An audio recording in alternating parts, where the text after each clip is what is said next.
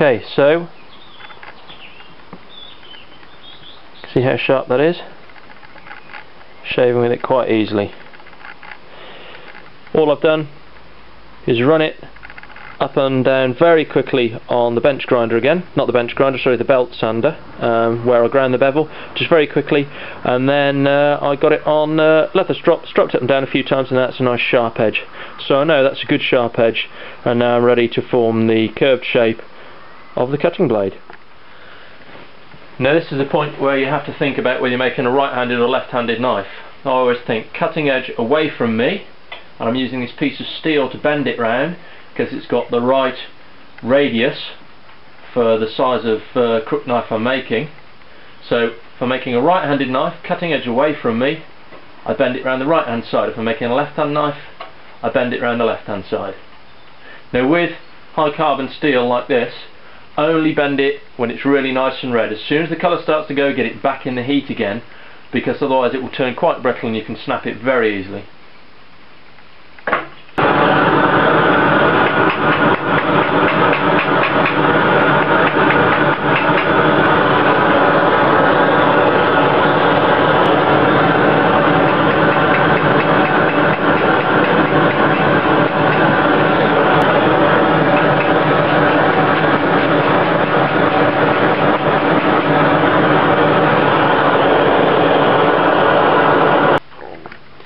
So there we have it, like a nice question mark shape, which means the where it's going to join the handle comes up into the centre line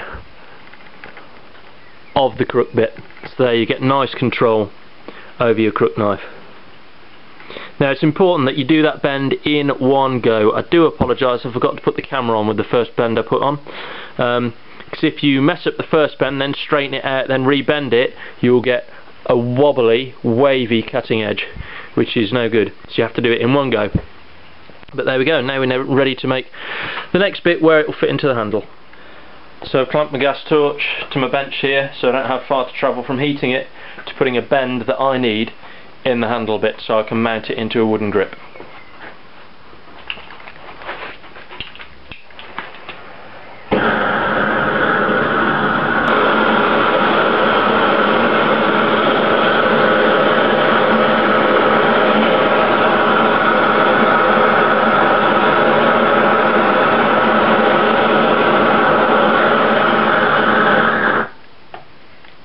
All I need, just a little hook in it like that, just a bend in it like that. Okay, so I've trimmed off the excess metal here with an angle grinder, so I've left that nice kink in there which will hook into the handle, and I'm now ready to properly heat treat this. First thing I'm going to do is something called normalising. I'm going to take it up to critical temperature so it's non-magnetic and let it cool naturally. Then I'm going to do that again and let it cool naturally again. That way you relieve a lot of the heat stresses that have been put in this through grinding it with an angle grinder, a bench grinder, and the heating and cooling through bending it around to get the right shape.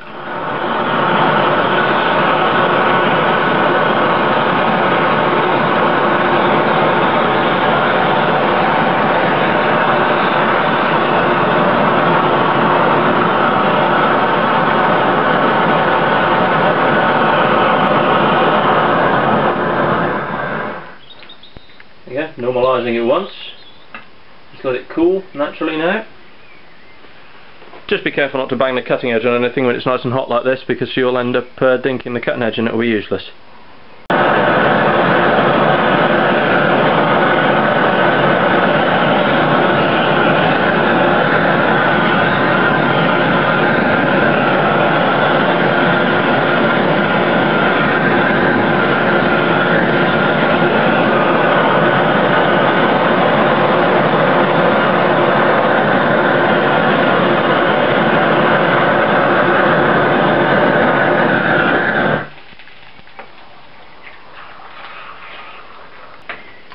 Right, so this is now hardened and it's taken on a black colour all over where the oil's going to the surface of the metal. It's only right on the very surface though. So to temper it, as I did before, I need to clean that up so I can see what colour the oxidisation layer is. Remember, I want nice yellow along the cutting edge, and yellow, if preferably slightly blued, along the back. With something this narrow it's difficult to get that differential tempering, as they call it, yellow here and blue here. With my bigger knives it's easy to get, but with these it's a lot more tricky. But this is now very brittle. If I drop this it would shatter. So what I did once before, I put one in the vise, crimped it there, bang, and it broke. So we have to make sure that not only do we temper where we hardened here, but we make sure we temper back quite a bit as well. Because in the video, there's about the top bit there was red, so that's the bit that's been really hardened, and then further back will be softer, but we want to make sure that this is nice and soft as well, so it's not brittle or breaks when we use it. But yeah, looking good. Quick test of hardness again. Here's the metal scribe. I'll try and put a mark on it, and I can't.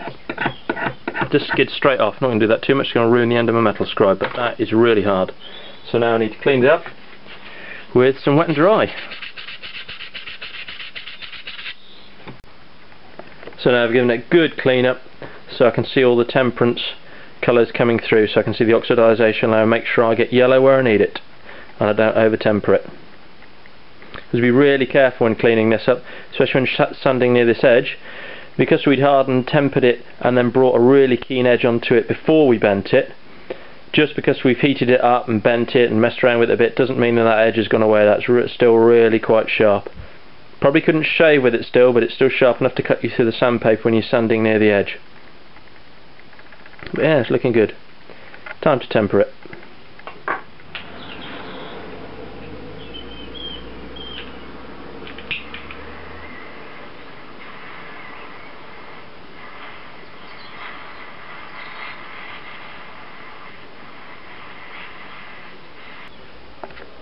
Okay, so here it is done.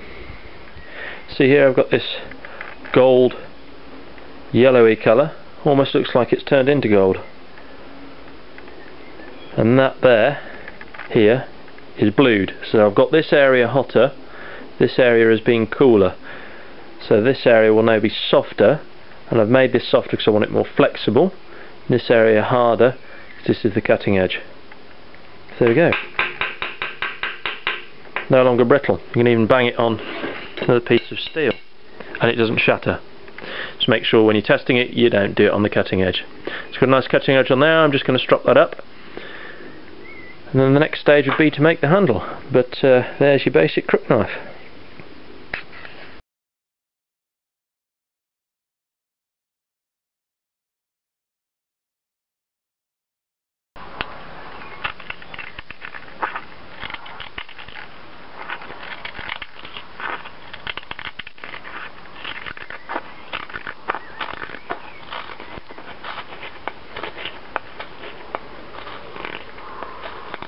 So it works well. This is the kind of grip I'd want to be aiming for. Like this. This is more for a draw knife. I'd make a smaller version of this. But you just put the groove in and then you put a slot through there, comes out there, and that's where the hooked bit sticks in. And you can do all this with a bushcraft knife. And there we go.